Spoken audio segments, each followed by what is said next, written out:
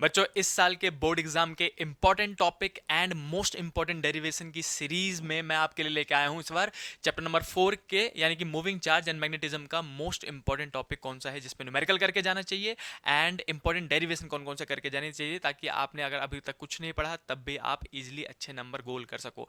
तो board exam में fix है कि कुछ मोस्ट इंपॉर्टेंट टॉपिक आने ही आने हैं, उसी को घुमा फिरा के किसी कभी न्यूमेरिकल पूछ लेना कभी डेरिवेशन पूछ लेना। तो मल्टीपल एनालिसिस करने के बाद और पेपर देखने के बाद मैं आपको बताने वाला हूं। वैसे मैंने और भी सारे चैप्टर के वीडियोस बनाना स्टार्ट कर दिए हैं एलसी विज्ञान पे, अगर आपने नहीं देखा है तो जाके एक एक करके वीडियो देखिए और जितना इसमें इंपॉर्टेंट टॉपिक बताया गया लिख लिख के प्रैक्टिस कर लेना।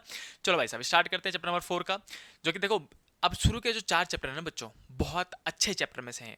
ये मान लेना कि शुरू के 4 चैप्टर जितने अच्छे से आप तैयार करके जाओगे आपका फिजिक्स एग्जाम उतना ही अच्छा जाएगा इस साल का, क्योंकि शुरू के 4 चैप्टर में से ही मेजोरिटी पार्ट आता है, ये याद रखना।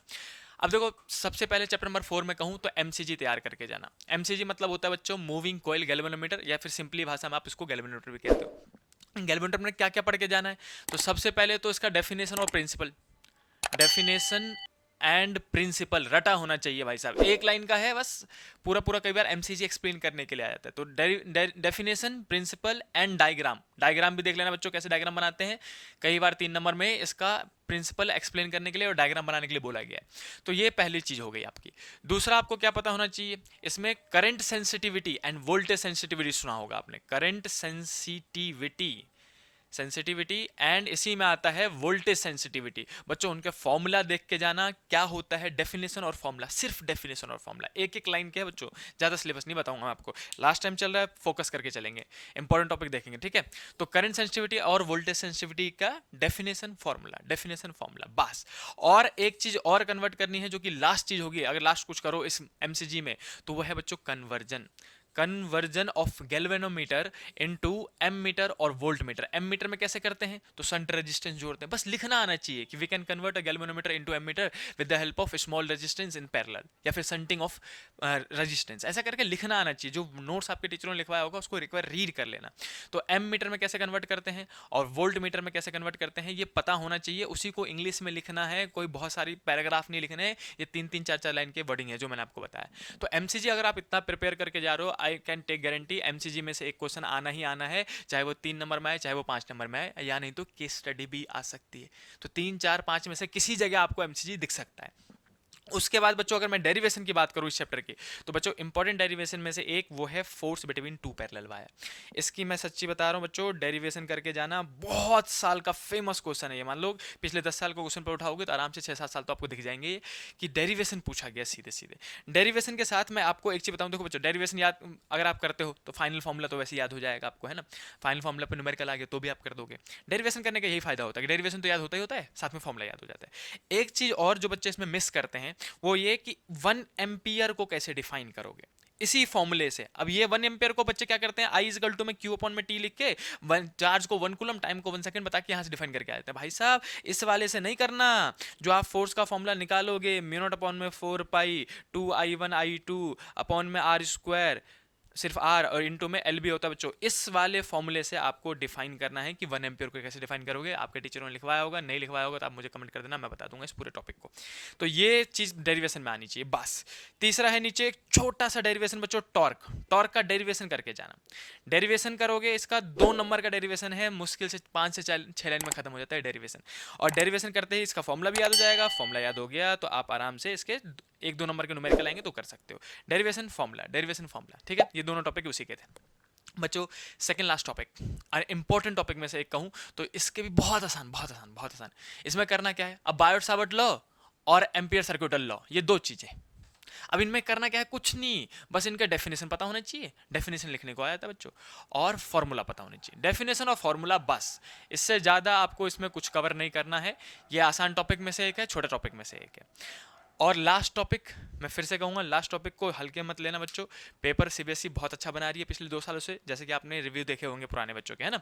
अच्छा paper in the sense conceptual paper बना रही है, रटी रटाई चीजें बहुत ज्यादा, मतलब वो नहीं कि सारे डेरिवेशन उठा के दे दिया, 70% डेरिवेशन दे दिया, 30% न्यूमेरिकल दे दिया, ऐसे वाला कॉन्सेप्ट नहीं कर रही है। अब वो कर रहे हैं 50% डेरिवेशन चल रहा है, थ्योरी चल रही है, 20% कॉन्सेप्चुअल पार्ट दे दे रहे हैं, और बाकी 30% न्यूमेरिकल है। तो 20% जो कॉन्सेप्चुअल पार्ट जुड़ा है ना, उसको बच्चों की आदत नहीं थी। इसलिए हम बच्चों को कहते हैं पूरा पूरा टॉपिक रट लो, ताकि कॉन्सेप्चुअल कुछ आए तो आप आराम से बता सको।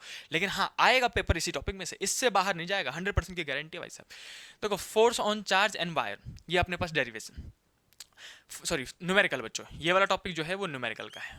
फोर्स ऑन चार्ज और करंट कैरिंग वायर, दो फॉर्मूले पढ़े होंगे आपने। फोर्स का फॉर्मूला एक तो Q V B sine theta, ये चार्ज के केस में लगता है, और फोर्स का ही फॉर्मूला बिल sine theta, B I L sine theta. ये दोनों फॉर्मूले सिर्फ न्यूमेरिकल के हैं। आया तो या तो एमसीक्यू में आएगा बच्चों, या नहीं तो एक 3 नंबर के न्यूमेरिकल में आएगा।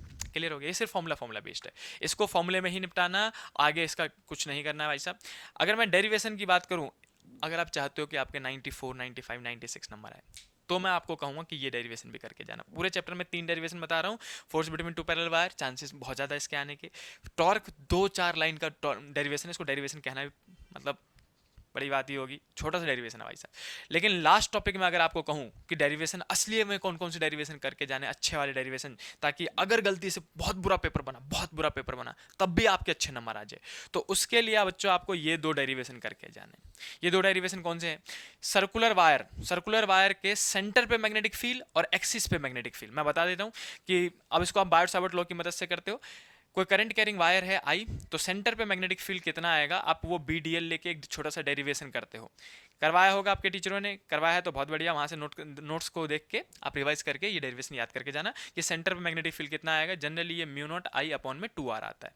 ये वाला डेरिवेशन करके जाना बच्चों। और इसके अलावा बहुत बुरा पेपर बनाना हुआ CBSE को, तो वो ये वाला बनाएगी जिसमें रेडियस r है और सेंटर पे ना पूछ के वो आगे जाके a डिस्टेंस एक्सिस पे पूछ लेगा कि बताओ बच्चों यहाँ पे मैग्नेटिक फील्ड कितना है, तो इसका डेरिवेशन और करके जाना। ये 2 डेरिवेशन है।